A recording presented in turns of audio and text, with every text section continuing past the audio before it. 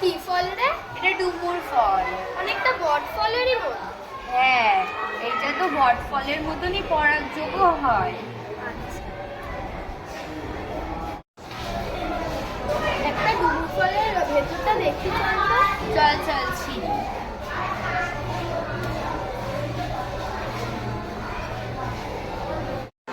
চল এটাকে ফাটাই। হ্যাঁ,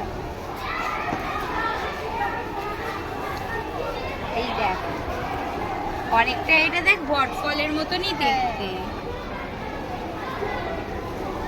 এই ফলটা ডুমুরটা মনে হচ্ছে এখনো মানে বটটার মতো অতটা পেকে যায়নি, না, তাই না? এটা হলো কাঁচা এখন।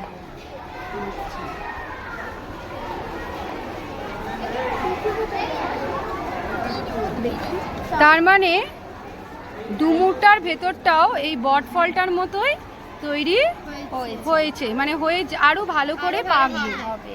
আর এটা এখনো কাঁচা। আচ্ছা আচ্ছা।